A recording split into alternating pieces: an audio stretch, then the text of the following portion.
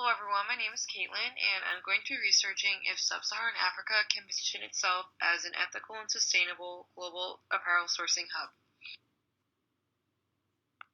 As a region still in the beginning stages of its manufacturing infrastructure, sub-Saharan Africa may be able to become an ethical and sustainable apparel sourcing hub and can pave the way for a more ethical fashion industry as a whole, learning from the past tragedies in other apparel sourcing countries such as the Rana Plaza collapse in Bangladesh. Let's talk about overconsumption. Take a look inside your closet. Do you wear the majority of the clothing in there? According to design consultant Ginny Snook Scott, the majority of people wear only 20% of their closet 80% of the time.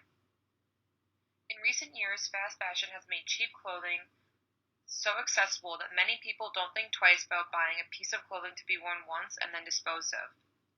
Looking at fashion as a disposable commodity has led to an overflowing amount of waste in landfills. Every year, $450 billion worth of textiles are thrown away around the world, and only 1% of textile waste is currently being recycled into new clothing. To begin my research, I am going to conduct online consumer surveys to determine how long the average consumer buys clothing and how long they keep it before disposing of it. While fast fashion has encouraged us to look at clothing as disposable, many consumers have been gravitating towards brands that value sustainability. I want to verify the shift in consumer behavior. In addition to the harmful environmental impacts of fast fashion, this system also perpetuates the exploitation of garment workers in apparel sourcing destinations across the globe.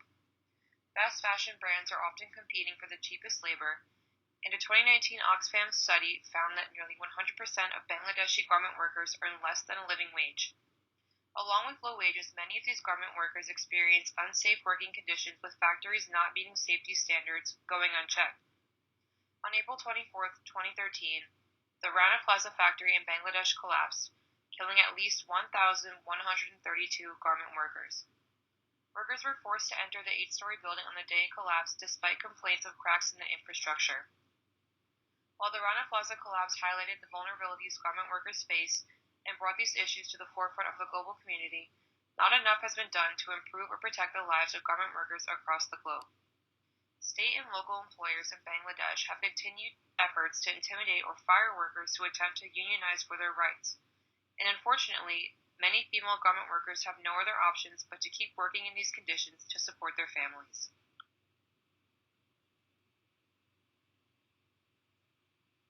In April, the Rana Plaza complex just outside Dakar collapsed, killing 1,130 people.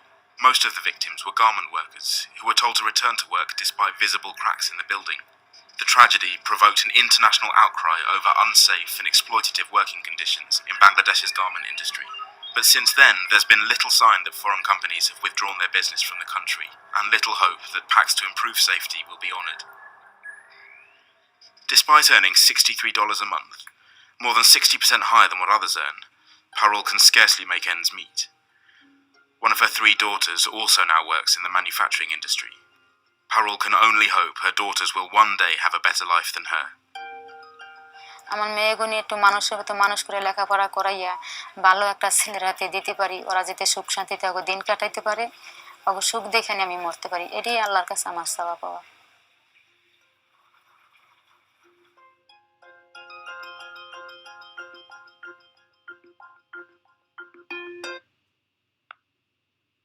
How exactly can sub-Saharan Africa learn from tragedies such as the Rana Plaza factory collapse to become an ethical and sustainable apparel sourcing hub?